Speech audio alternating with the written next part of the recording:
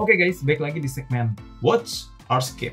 Oke, di film pertama kita udah bahas ya tentang film Escape Room 2, dimana gue menjelaskan itu harus ditonton atau enggak, dan gue bedah menjadi 5 bagian, dimana kalian mungkin bisa ambil bagian bagus atau bagian jelek, terserah kalian. Mungkin bagian jeleknya banyak, tapi bagusnya boleh kalian bikin penasaran untuk nonton di bioskop. Nah, kali ini Eternals pun akan kita bedah ya, menjadi 5 bagian.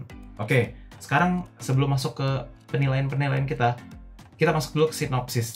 Cerita apa yang akan kalian dapatkan kalau kalian menonton film Eternal ini? Oke. Jadi film Eternal ini masih bagian dari film Marvel Cinematic Universe ya, di mana Eternal ini menjadi dewa-dewa bagi para manusia-manusia di bumi. Oke. Nah, Eternal ini sendiri merupakan sosok kayak supaya dunia itu tidak dihancurkan oleh kekuatan-kekuatan yang terlalu ekstrim, di mana kekuatan-kekuatan ekstrim itu sendiri merupakan ibarat kata tuh musuh yang sulit untuk dikalahkan lah. Jadi butuh bantuan turun tangan dari para dewa-dewa Eternals ini. Dan dewa-dewa Eternals ini pun mendapatkan inspirasi, bukan mendapatkan ya, Marvel itu mendapatkan inspirasi dari dewa-dewa mitologi Nordik, Yunani kayak Athena, Icarus dari kata Icarus, dan sebagainya, dan dimunculkan di Marvel pun sebagai sosok dari perwakilan dewa-dewa yang mungkin kita kenal dari mitos-mitos yang ada di dunia. Oke, jadi Marvel ibarat kata punya mitosnya sendiri, tapi berdasarkan gambaran dari mitos-mitos yang realitanya punya gitu. Nah, itu sinopsisnya ya, jadi kayak dewa-dewa yang mencoba melindungi dunia ini juga. Tapi dewa-dewa ini sendiri pun punya misi lain. Nah, kira-kira itu permasalahan yang ada pada film Eternal. Nah, selanjutnya kita masuk ke dalam penilaian ya. Yang pertama kita bagi dulu menjadi alur. Alurnya itu kita akan mendapatkan apa sih di cerita dari si Eternals ini. Yang pertama, durasinya 2,5 jam. Cukup lama ya. 2 jam apa 2,5 jam ya? Tapi kayaknya sih 2,5 jam nih. Gue lupa precisely-nya berapa jam. Tapi nggak mungkin di bawah 2 jam. Nah, genrenya sendiri action drama. Nah, action drama ya, bukan kalau mungkin nonton film Avengers gue bisa nilainya action heroic, action komedi. Komedinya sedikit dan actionnya lebih banyak, full package action atau enggak heroicnya udah pasti. Kalau menurut gue di Eternals ini kesan heroicnya itu nggak dapat, lebih ke drama, kayak drama antar karakternya. Tapi menurut gue juga nggak drama-drama amat. Kurang dapat gitu chemistry-nya, ibarat kata dia mau fokusnya lebih ke drama, actionnya lebih dikit juga, tapi nggak dapat chemistry. Harusnya kan kalau drama itu chemistry-nya dapat ya, tapi menurut gue kayak nanggung, antara drama atau action itu nanggung. Nah, temponya, kalau di film pertama gue udah bilang ya, Escape Room itu temponya cepat. Nah, Eternal ini temponya lambat. 2,5 jam dengan tempo yang lambat itu kayak buang-buang waktu menurut gue sendiri ya. Ini untuk alur. Jadi untuk alur itu menurut gue agak minus. Jadi nggak enak yang ngomong yang agak kontra ya. Tapi memang alurnya itu selama gue nonton enak, nggak membosankan ya. Oke, di note dulu, tidak membosankan. Tapi juga kayak kalau gue nonton di DVD kan gue cepetin gitu kan, gue skip gitu loh. Kalau nonton di bioskop sih nggak yang membosankan sampai boring banget, tapi kurang enak lah untuk kita nikmati sambil makan popcorn tuh kurang enak, kayak agak dragging gitu, kayak buang-buang waktu. Itu penilaian gue terhadap alur. Nah, mungkin alur ini agak subjektif ya, tapi coba kita kesampingkan dulu masalah alur, kita masuk ke penilaian lain, mungkin ada pro-nya. Penilaian kedua, sinematografi, pengambilan gambar dan visual effect. Pengambilan gambarnya oke, visual efeknya juga ya sekelas Marvel lah, oke. Jadi menurut gua kalau kalian mau nonton ini, lebih karena memang ini kan masih termasuk package Marvel Cinematic ya, jadi pasti ada nyambung-nyambungnya ke film-film Marvel berikutnya, dan pengambilan gambar dan visual efeknya pun memang worth it untuk kita nonton di bioskop gitu, karena kan namanya sekelas film Marvel pasti megah ya. Tapi yang agak disayangkan itu pengambilan gambarnya rata-rata agak statis. Contoh ya, menurut gue harusnya ini masuk ke bagian aktor sih, cuman oke lah. Athena itu keren banget, ibarat kata kayak Tena itu Wonder Woman-nya di DC. Kalian nonton Batman vs Superman, Wonder Woman setiap kali datang itu kayak lagi iklan Sunsilk. Iklan kayak, waduh rambutnya cetar dengan soundtrack OST yang beres banget. Tapi kalau di sini Tena setiap kali action, Tena itu paling keren, kostum paling keren, rambutnya cetar, acting Angelina Jolie yang memang ciri khas actionnya wanita dengan genre action lah ya.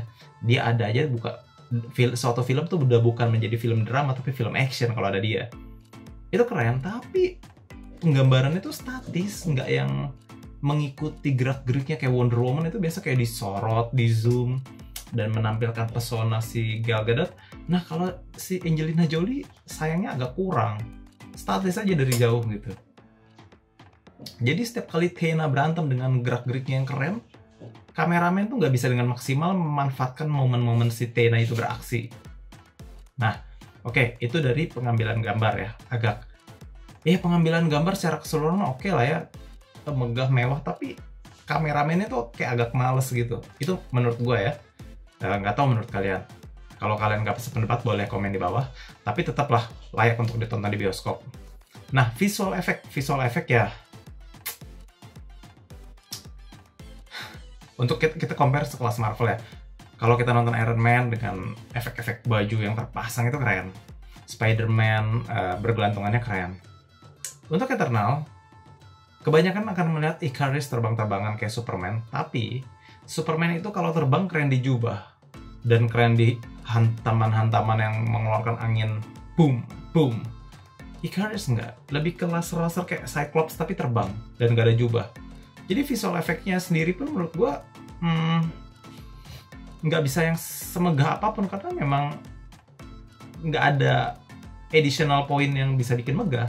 Dan kayak misalnya Kingo yang dari India itu jurusnya itu kayak tembakan-tembakan laser gitu ya, tapi juga nggak bisa maksimal karena tembakannya itu ya cuman sekedar ya cung gitu. Beda kayak Star Wars, kalau tembak-tembakan tuh lasernya banyak. Jadi kalau Kingo tuh agak jarang keluarin laser pun, dan lasernya pun juga biasa aja. Jadi menurut gue, apa karena sutradaranya cewek, jadi kayak action yang kayaknya tuh mereka tuh sebenarnya punya banyak skill tapi jarang dikeluarkan. Lebih banyak obrolan, lebih banyak. Makanya kan gue bilang action drama tapi lebih banyak dramanya, bahkan heroiknya hampir nggak ada. Lebih ke drama. Makanya agak disayangkannya di situ. Tapi ya balik lagi ya, ini tetap menurut gue layak untuk nonton di bioskop ya. Walaupun gue bilang kontra, tapi ini kan masih satu Marvel Cinematic Universe, beda cerita. Kalau ini film bukan film Marvel, mungkin udah bisa dibilang lebih baik nggak usah. Tapi karena ini masih ada sangkut pautnya dengan film-film Marvel lainnya, ini tetap cukup bagus lah. Mungkin lebih tepatnya gini, kalau kalian nonton film seriesnya Marvel kayak Agent of S.H.I.E.L.D. atau WandaVision atau film Winter Soldier dan Falcon and Winter Soldier, masih bagusan Eternal lah tetap, karena lebih padat dan lebih mewah dibandingkan film seriesnya Marvel ya menurut gua. Kecuali Loki ya, Loki itu bagus banget sih menurut gua untuk film TV series. Nah oke, lanjut lagi ke pembedahannya. Sekarang kita masuk ke aktor ya. Bagaimana dengan aktornya sendiri ya, yang nomor 3 nih, aktor. Nah, yang good looking itu ya udah pasti Tena, Gilgamesh, Druig. Mungkin ada yang kasih pendapat, terserah kalian.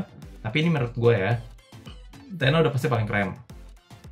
Kostumnya udah keren sendiri dengan bodinya yang, udah tua tapi seksi abis. Gilgamesh diperankan oleh Don Lee. Badannya besar dan cool. Dia skillnya itu tampolan itu maut banget. Tapi keren.